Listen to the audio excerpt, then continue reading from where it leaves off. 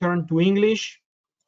First of all, give me a sign. Are you there, John? Hello. And Will? Can you see me? Okay, yes, you are.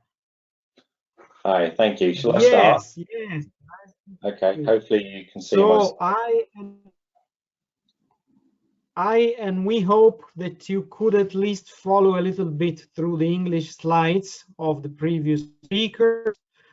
We had companies from our cluster presenting their activity and their industrial cases related to the cybersecurity topic. And we said that we are friends from previous experiences that we have at the national level, and that now we are really willing to understand what's your activity and point of view on cybersecurity, what's your perspective, also with the intent of exploring possible cooperation among our industrial system and your company and your industrial system in terms of internationalizing our and your activities. So now really we leave the floor to you. You come as you prefer to explain to us who you are, what you do, and what's your thinking about cybersecurity, what you think are the challenges and the things that eventually we could do together. So please, John and Will, introduce yourself and go ahead as you prefer. Okay, so hopefully Will's with me. So I'll start off by just getting the technology to work. So good afternoon, ladies and gentlemen. My name is John Allen. I'm a strategic consultant for Radiflow. Previous to working for Radiflow, I worked for a global pharma, GSK, GlaxoSmithKline, that you may have heard of. And my task in GlaxoSmithKline was to establish the cybersecurity program to address 77 factories around the world. Some of those were quite large factories, and additionally R&D facilities and lab testing facilities. In my 23 years at GSK, probably the last few years was as a vice president. The last 2 years was doing the role of the OT CISO and this program. Prior to that, I ran manufacturing systems across supply chain, quality, labs, MES, etc. So I'm working with Radiflow to bring, if you like, some experience to the table from someone that's run a large program. And today I'm going to talk briefly about the challenges of cybersecurity. I've called it in the dark side of digital, but for the purpose of this discussion, it's really the challenges as we connect more and more OT equipment to support a digital agenda. And then my colleague Will is going to talk a bit about Radiflow and some case studies. So I've got about 5 slides. I'll go through those. Hopefully they make sense, and apologies that I don't speak the local language. So just to put this as a little bit of context before I start. So what's changed with the evolution of technology leading to the 4th industrial revolution, or if you like, the digital agenda that we've now got? Well, clearly in the OT environment, you know, the challenges are around the more stuff we connect, the more challenges we've got from a cybersecurity perspective. I thought it's just worth sort of saying, you know, I started my career in the 1980s working for an aerospace company, British Aerospace. And at that time, that company had 2 mainframe computers. These computers were about the size of a small sports hall, had lovely flashing lights, and a huge 50 megabytes of memory. At that time, it was really about central data and not distributed data. And the entry systems were pretty much screens or punch cards. As time moved along, the PC came along, and that gave some better capabilities to people in user computing. And then in the 90s, the arrival of the client server environment brought a level of more distributed data, which created more challenges with where your data was and what it was connected to. And as we move into today, we've now got the IoT agenda, the 4th industrial revolution, as it's called, where we've got pretty much data everywhere and a lot more equipment being attached. And as you guys all know, more and more equipment being attached in an OT environment, which brings with it a lot of challenges, as a lot of this equipment is old and not very easy to maintain.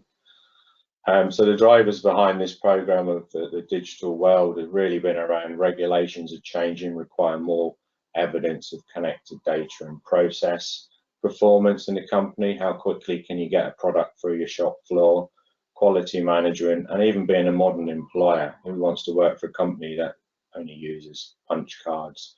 The competition, and then finally, of course, the data and analytics agenda, which is all about information and performance. So as the world becomes more connected, we realize the value of technology and data, and protecting these assets has become a key success factor. As you probably know as well, technology a few years ago used to be treated as an overhead. It's now pretty much a backbone of our world. So the paradigm or the challenge of digital and data value in a manufacturing environment. So there's a lot of promises around productivity, quality, cost, and being a modern employer, as we've already mentioned. There's a lot of consultants that will tell you how great digital is, and there's a lot of leaders that will expect to see big benefits from that. Well, getting the digital agenda right can bring some good results in terms of a cyber fit environment, data-rich, connected, and fast equipment.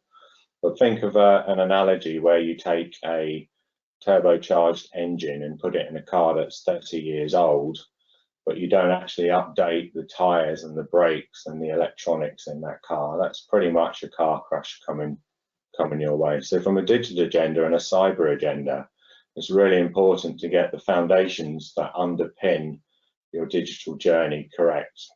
So basic things that you can start with, such as an operating model, with IT and OT really talking different languages, having an operating model that spells out the standards that are being adopted from a security perspective, as per the previous topic as well, is a useful one. Talks about roles and responsibilities, who runs the platforms on the floor, who maintains them, who patches them, who recovers them. Having a digital data and a security design agenda, so designing new systems to be right for all those three topics is really important. Having resiliency in a system, so not just a single system, but failover capability is quite difficult on the shop floor, I must admit, but that needs to be factored in. And last but not least in this pyramid of foundations is the culture, skills, and mindset. It's very easy to sort of underestimate this one, but actually having some good education awareness programs for people on the shop floor can be really beneficial. So in the GSK program, we did things like just awareness on phishing campaigns, etc., etc. But we also did things such as putting in receptions security booths that scanned an engineer's USB stick before it was allowed on the factory floor to prove that USB stick was free from malware and other nasty things you don't want. So getting the foundations is pretty key. And then thinking about your life cycle in context is a key area as well. So today, when you buy a new system, how many people actually write in the terms and conditions of the either selection or procurement agreement that the system will be built and designed so that it can be maintained from a security perspective? There's many vendors out there that don't even update their system, not really able to patch systems, or they can't be patched. So actually factoring in when you're buying equipment, what are you buying with it from a security perspective that can make it flexible enough to build and maintain. And right across the life cycle, we need to factor security in, from design, build, operate, and potentially retire. The other key sort of challenge for me that I noted is the IT culture and the OT culture, or manufacturing culture, is very different.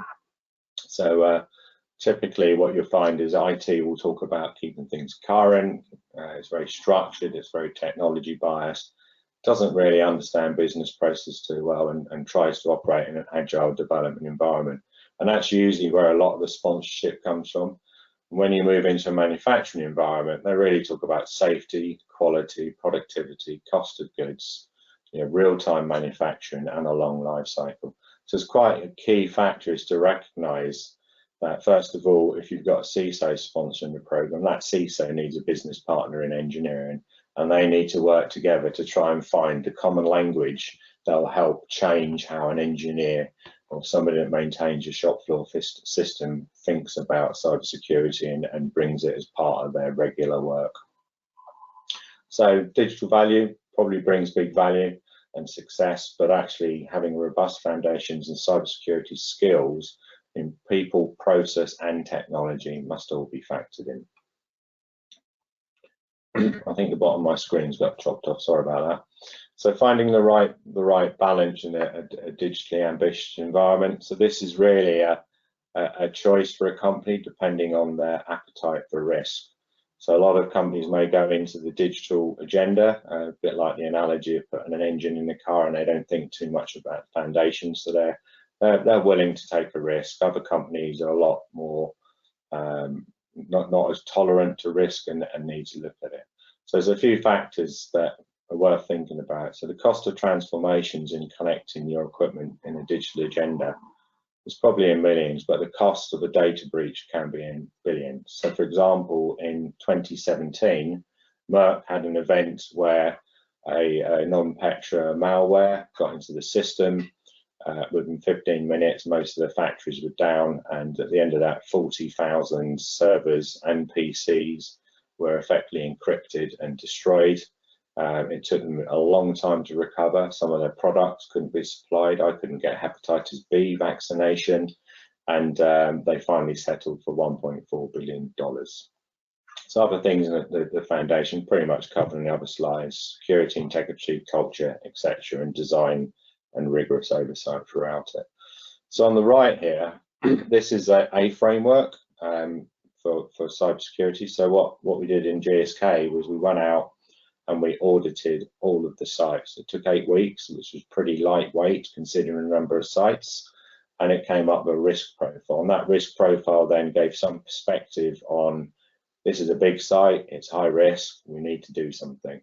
And then we built this solutions framework and said, these are the things you can do, and each of these things have a risk score, and that risk score effectively reduces your overall risk position. So if you implemented, say, network segmentation, you might get an X percentage reduction in your risk score. So I think it's the last slide from me before we move on to Will. So this is that framework again.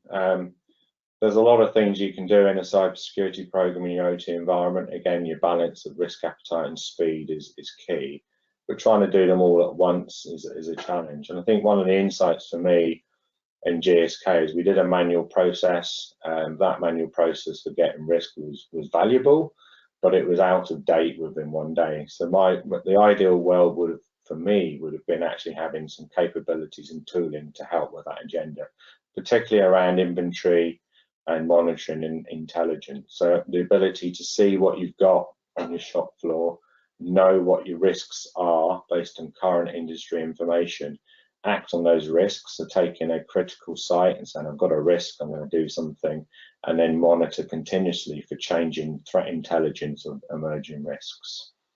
So that my general advice would be pick the ones with the green flags: BCP, training awareness, inventory, monitoring intel, and start there. The other ones will take longer, but you'll get quick value from knowing what your risk is. So on that note, I'm going to hand over to Will, and I think, Will, I'm driving the slides for you, so just tell me when to go forwards. Yep, thanks very much, John. I'm Will Burnett. I'm a senior technical sales engineer working for Radiflow, and obviously based out of the UK, along with John. I'm just going to talk just a little bit about Radiflow products on a whole basis, rather than getting into a lot of details, and then we'll talk about a couple of case studies where we, as Radiflow, have been able to provide some value into customers. I think I've just lost the slides here, though. Have you still got them up, John? Yeah, there we go. Great. Cool. So the Radiflow lifecycle for securing industrial networks is what you see here. So C, to begin with, knowing your threats, knowing what you've got on your network. We want to know the impact of these things, not just in terms of, okay, we have some vulnerabilities on our network, we have some devices which are not so secure, but we also want to know what the actual risks are to the business off the back of these.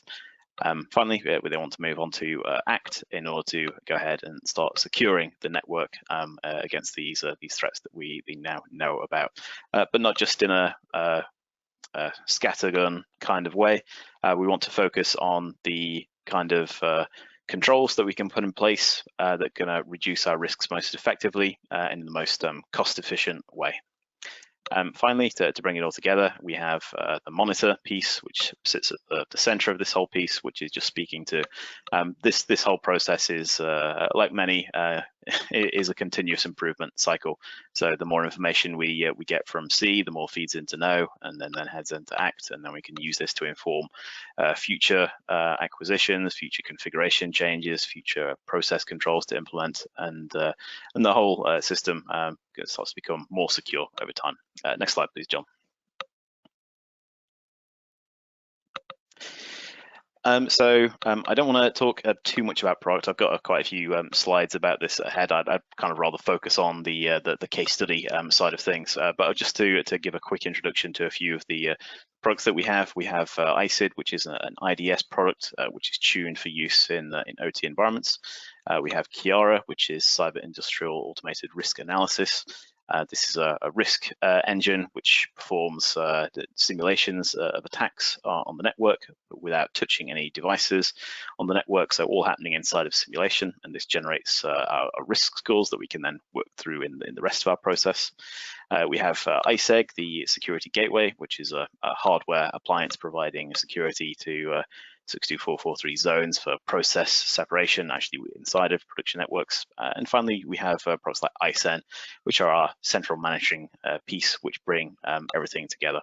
The main thing to talk about here is, as you've already seen from earlier presentations, IEC 62443 in particular is a critical cybersecurity standard in OT environments. This is really the best and most robust cybersecurity standard at the moment. There are certainly others, such as NERC-CIP and also NIST 800 in America, which have some specific advantages for specific customer vertical segments.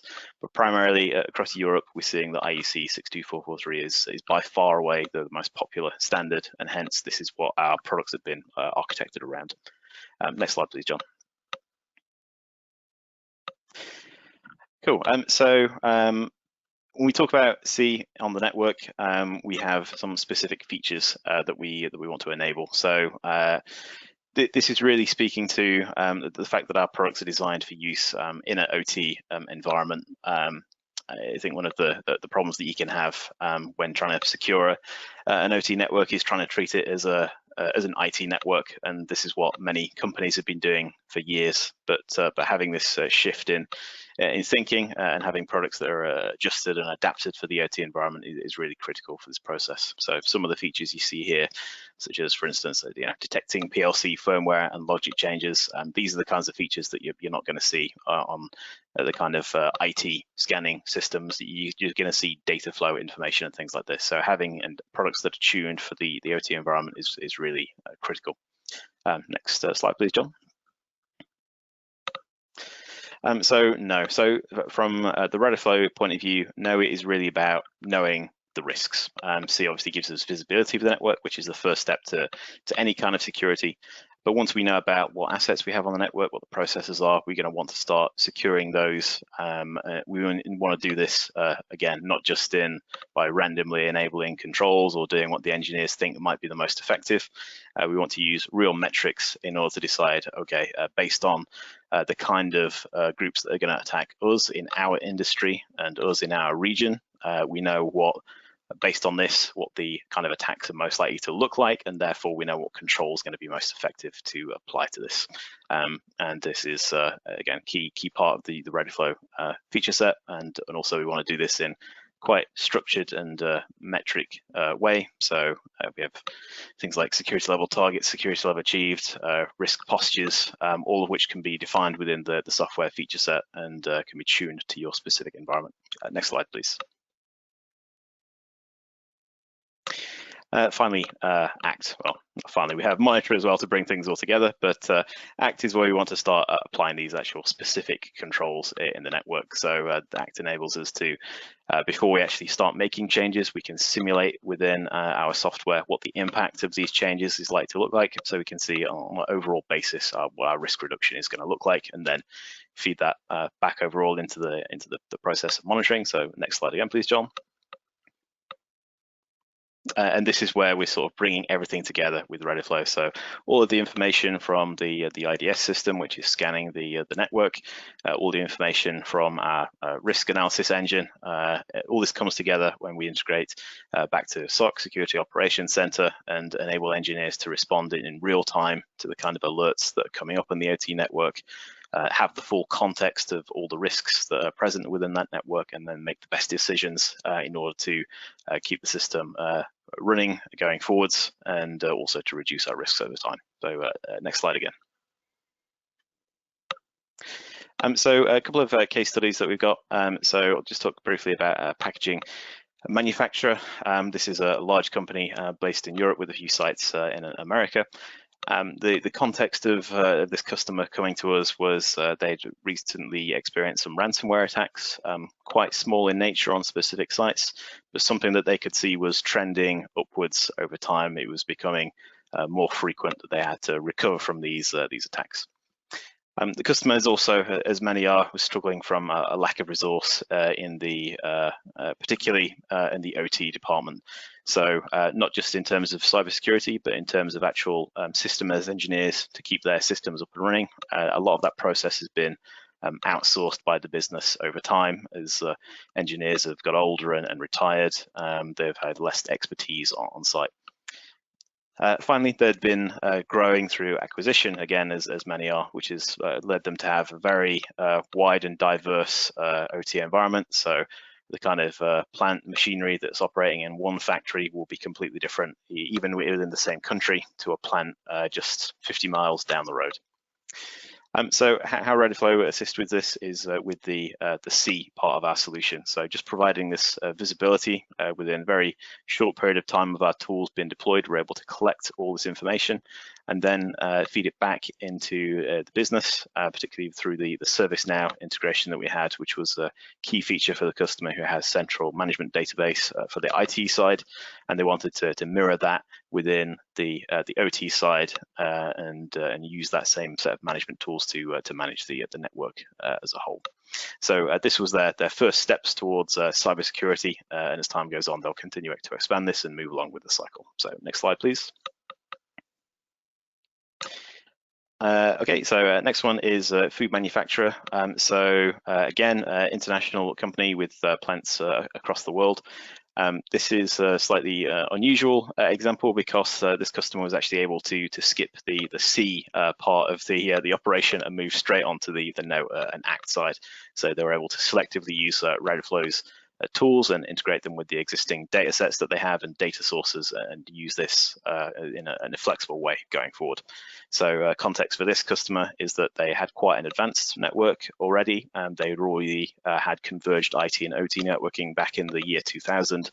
So they were quite ahead of the curve. Unfortunately, what that meant was that in not too far after the year 2000, they were hit by some attacks of something like a Blaster or Sasa, some old Windows XP era attack. That was actually it came in from the IT side of the network, but it was able to infiltrate the OT side of the network and take everything down.